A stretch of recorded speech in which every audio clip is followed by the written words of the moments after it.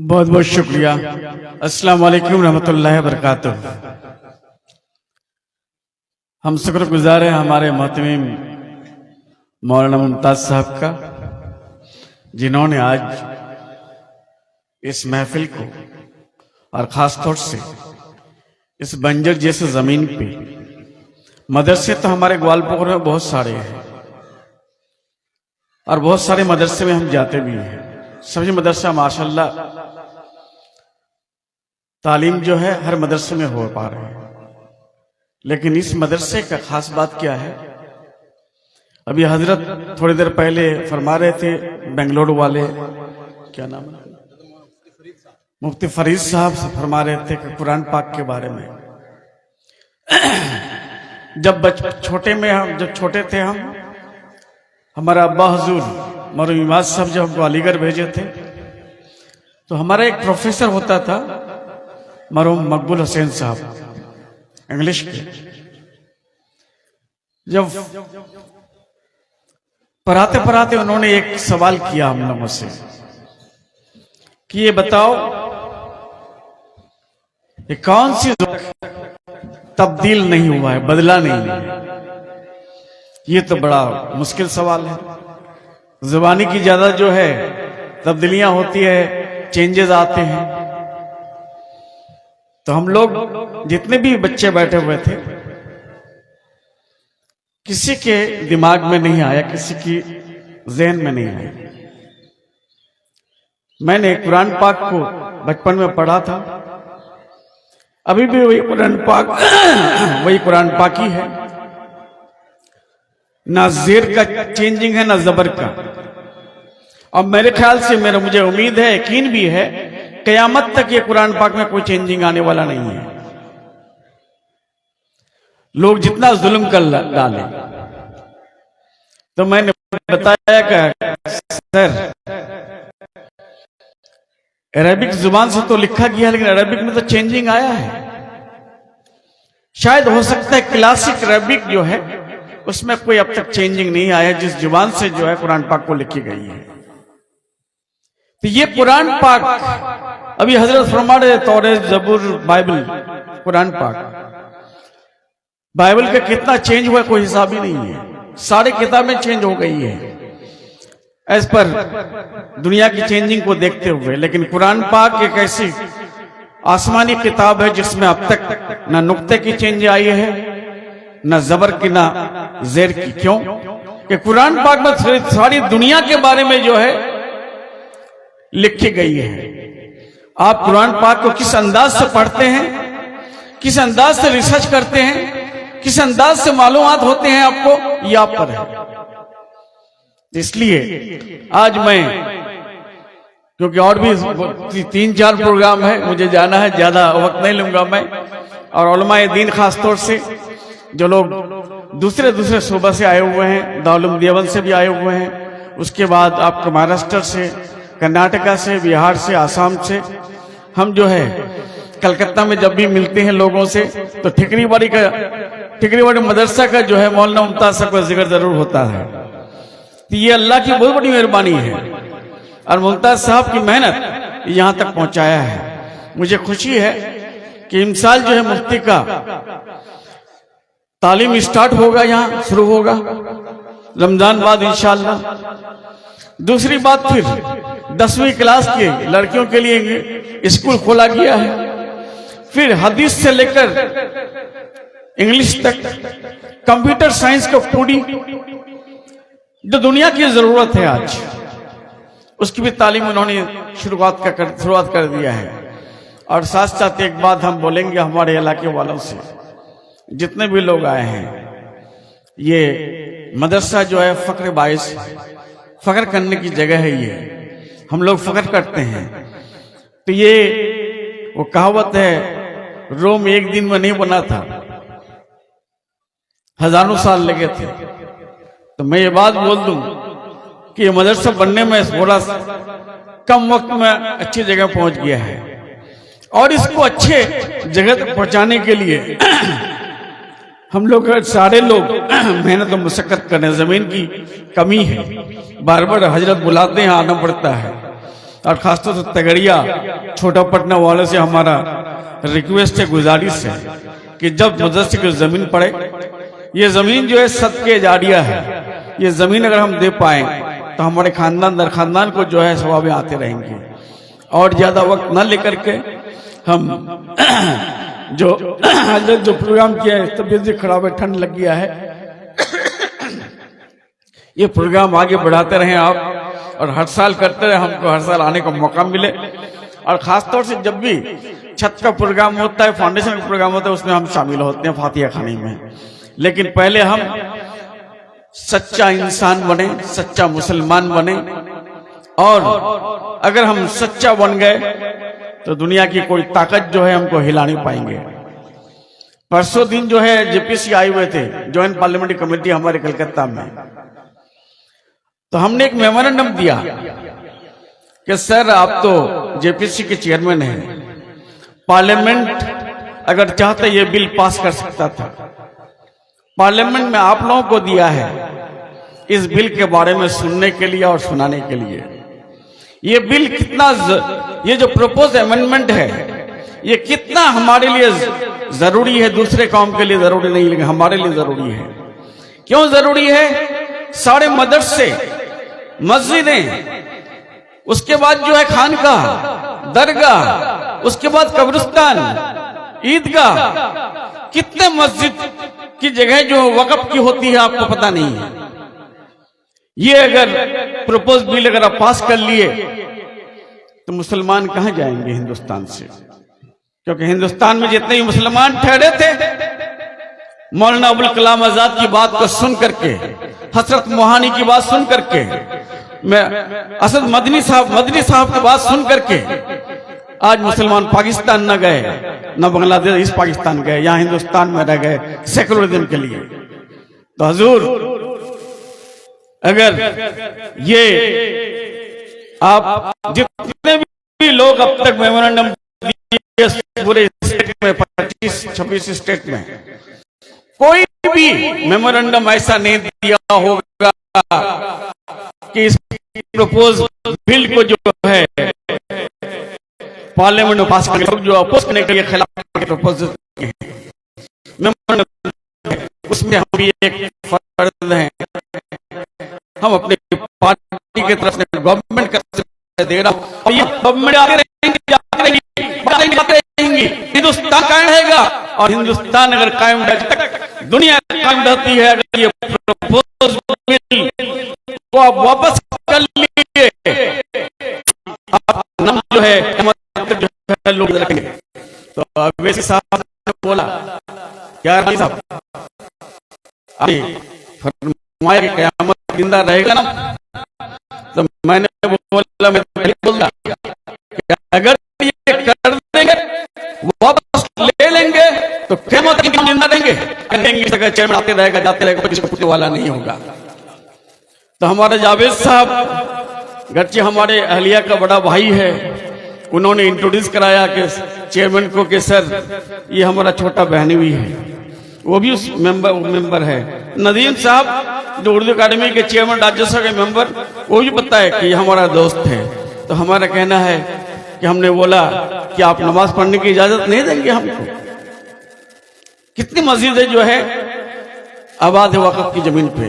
तो उन्होंने बोला कि रब्बानी साहब मैं देख रहा हूं, सर आपका नाम क़यामत तक जिंदा रहेगा अगर आप ने इसको रुक दिया।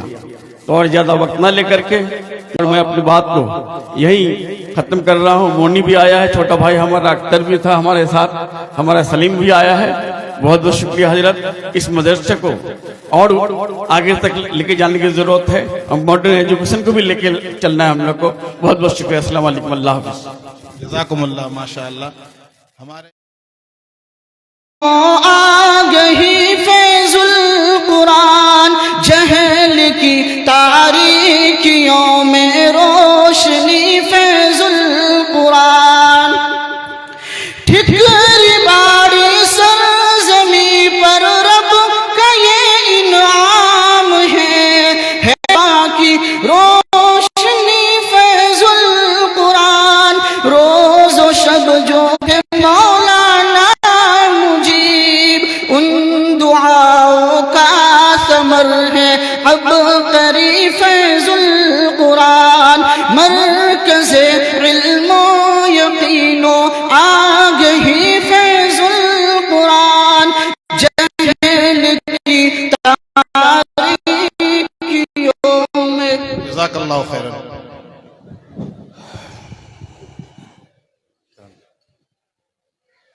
अल्हम्दुलिल्लाह ताला, आप हजरात महसूस कर रहे होंगे कि हम कोशिश कर रहे हैं कि मजलिस को वक्त पर मुकम्मल किया जाए। इसी वजह से हम अपने इस प्रोग्राम को आगे लेकर चल रहे हैं। मैं इन तलबा अजीज़ की तकमील कुरान के लिए हमारे इस वक्त हैदराबाद से तशरीफ़ लाए हैं, लेकिन इनकी ज़िंदगी का 40 साल जद्दा में गुजरा।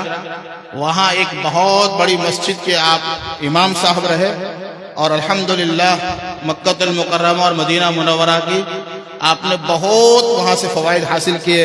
वहाँ के शयूख से, वहाँ के अरब उलमा से आपके बहुत गहरे ताल्लुकात रहे।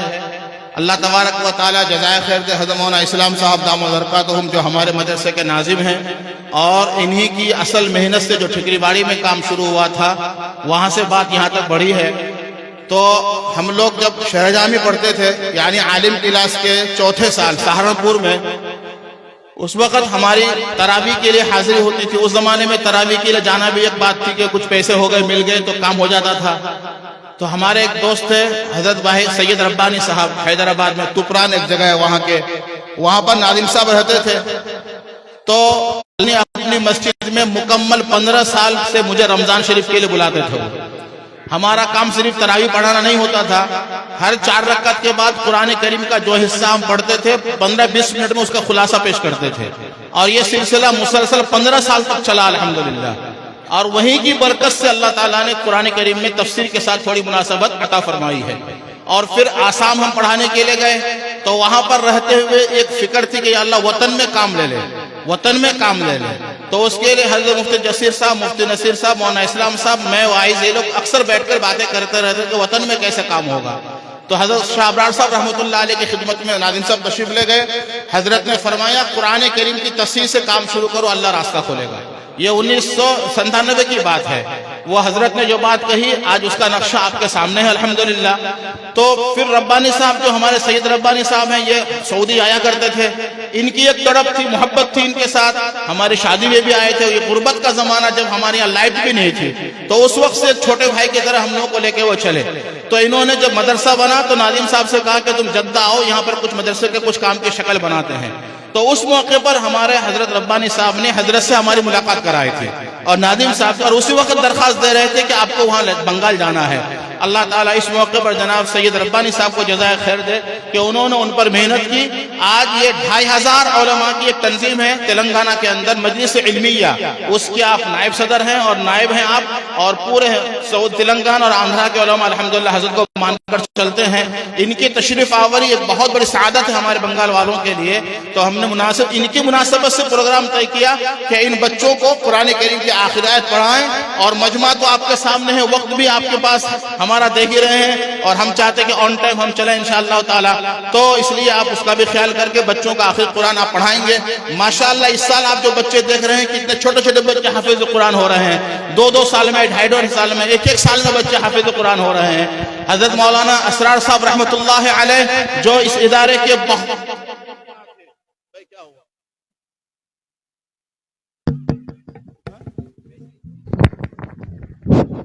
हजरत रहमतुल्लाह अलैह की जिंदगी का एक अजीब मामला यह था कि इतनी मशरूफियत के बावजूद अगर हम यहाँ से एक मैसेज कर देते कि हजरत आपको बयान के लिए आना है, हजरत खुद फरमाते थे कि मैं कहीं भी रहूं, ठिकरी बाड़ी का अगर मजलिस मसला आता तो मैं अपने तमाम प्रोग्रामों को पीछे करके वहां चला जाता था। और वो तशरीफ लाते और 2.5 उनके साथ आने वाले लोग मौजूद हैं यहाँ पर, 2.5 घंटा 3 घंटा यहाँ बयान होता था हजरत का। और वो कहते थे कि ऐसा लगता है कि हम यहाँ पर देवबंद के मजलिस को बयान कर रहे हैं। हजरत मौलाना एक उलमा किराम जानते हैं, हकीम नन्नू साहब गंगो, हमारे मदरसे के उस्ताद मुफ्ती नसीर साहब, वो फरमाते हैं कि हजरत मौलाना असरार साहब का जब यहाँ बयान होता था तो हमें महसूस होता था कि हम हकीम नन्नू साहब की मजलिस में हैं। एक इल्मी दरिया यहाँ बहता था, लगता नहीं था कि आप कोई सियासत के आदमी हैं। आज खुशी की बात है कि उनका नवासा, एक ही नवासा जब फैसल भाई का साहबजादा, किशनगंज में स्कूल है इनका, अल्हम्दुलिल्लाह वो बच्चा भी इस साल हाफिज हुआ। मैंने बहुत दुआ की थी कि अल्लाह शहर का बच्चा है, छोटा सा बिल्कुल, और ये भाग ना जाए, क्योंकि जाहिर बात है नाज़ो नेमा पलने वाला बच्चा, लेकिन अल्लाह जज़ाए खैर दे। इनके वालिद को, फैसल भाई को, हर हफ्ते में 2 हफ्ते में तशरीफ लाते थे और बच्चे की खबरगिरी करके। इसी तरह उनके मोहल्ले के लाइन मस्जिद के सौबान बाबू हैं और तमाम बच्चे। तो इसी मुनासबत से हज़रत मौलाना असरार साहब के साहबजादे जनाब मौलाना सऊद साहब, जो अभी किशनगंज के MLA हैं, मैंने उनसे दावत की कि भाई आपके अब्बू आते थे और आपका भांजा इस साल हाफिज बन रहा है, तो आप भी आ जाओ। माशाअल्लाह हज़रत भी तशरीफ ले आए और उनकी मुनासबत से काफी इलाके के उलमा तशरीफ लाए हैं। हज़रत मौलाना सऊद साहब को मैं जज़ाए खैर कहूंगा कि अल्लाह उनको जज़ाए खैर दे, बल्कि मैं कहूंगा कि 2 मिनट आप सिर्फ इन बच्चों के लिए कुछ कह दें ताकि फिर आगे का प्रोग्राम हमारा शुरू हो जाए। हज़रत मौलाना सऊद साहब MLA साहब है अभी किशनगंज, ठाकुरगंज, कोई बात नहीं। अस्सलाम वालेकुम वरहमतुल्लाहि वबरकातुहू।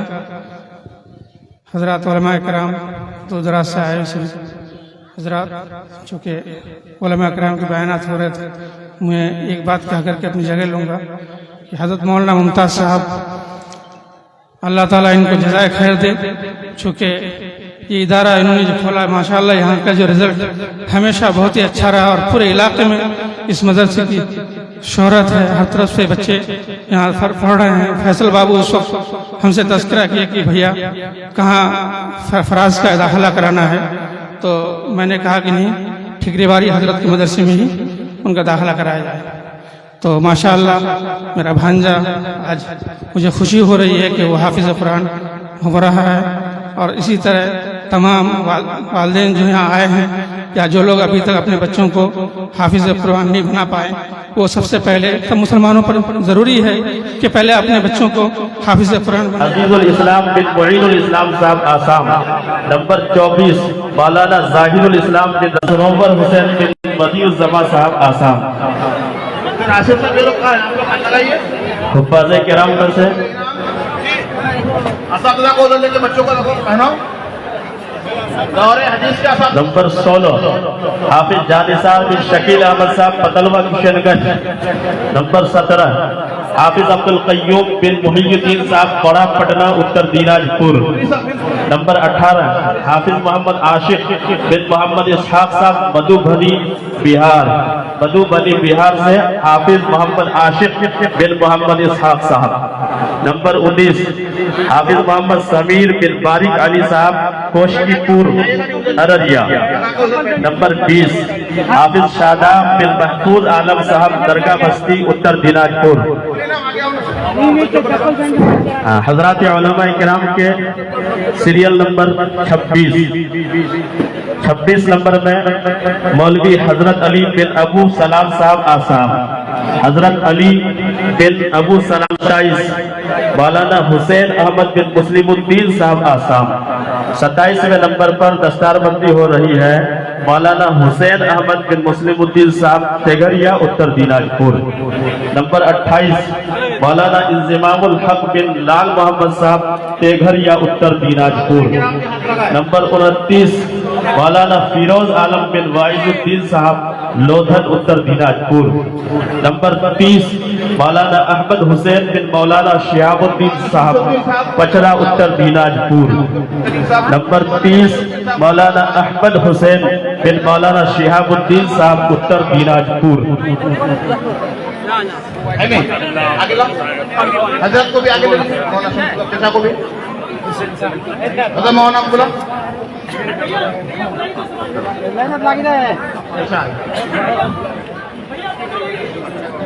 मौलाना का ये दस्तारबंदी के वक्त जिन तलबा को तराना पेश करना है वो यहाँ तशरीफ लाए। दस्तारबंदी के मौके से तराना पेश करने वाले तलबा माइक पर आए। सलमान शमीमी और उनके अहबाब। हाफिज मोहम्मद शादाब बिन महफूज आलम साहब दरगाह बस्ती उत्तर दिनाजपुर। नंबर 21 हाफिज मोहम्मद फैसल बिन मोहम्मद नाजिम साहब बैतबारी उत्तर दिनाजपुर। हाफिज शहरोज बिन समीरुद्दीन साहब खुरसेल किशनगंज। हाफिज इफ्तिखार बिन मोहम्मद मुंशी साहब कालू बीटा उत्तर दिनाजपुर। हाफिज मोहम्मद साहब बिन मोहम्मद इलियास साहब छोटा पटना, हाफिज मोहम्मद साहिब बिन मोहम्मद इलियास छोटा पटना उत्तर दिनाजपुर, हाफिज मोहम्मद मेहराज। माइक मैन एक माइक दे दीजिए तलबा को। हाफिज इफ्तिखार बिन मोहम्मद मुंशी कालू बीटा उत्तर दिनाजपुर। हाफिज बच्चे इधर आओ। हाफिज बच्चे इस तरफ आ जाए, उत्तर साइड में, दाएं साइड में पिटन।